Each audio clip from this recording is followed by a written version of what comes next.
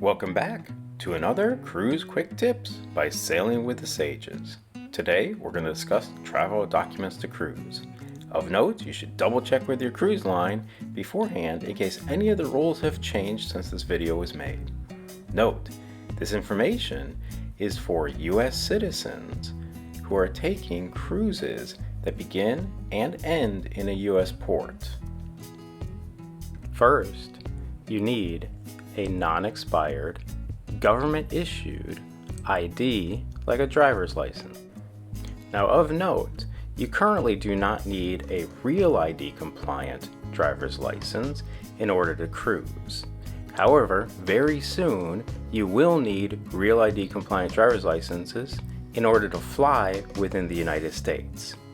Due to this and the fact that Real ID compliant driver's licenses are becoming the standard, we would strongly recommend use a Real ID compliant driver's license. Real ID compliant licenses are marked by a star on the top of the card.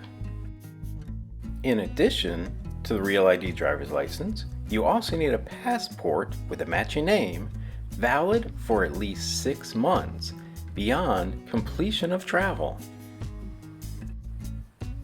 Or you could have your Real ID driver's license and a long form certified birth certificate issued by a government agency. Now, if the name on the birth certificate doesn't match the name on the Real ID due to a marriage-based name change, you also need a certified marriage certificate issued by a government agency, which will show the transition of names from the name on the birth certificate to the name on the Real ID. A word of caution, we strongly recommend use a passport, not a birth certificate. Why?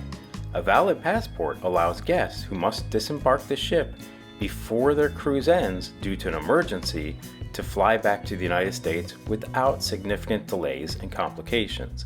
A birth certificate does not. To be part of our journey, please consider subscribing to this YouTube channel with the notification bell on. That way, you don't miss out on any of these episodes. Thanks in advance.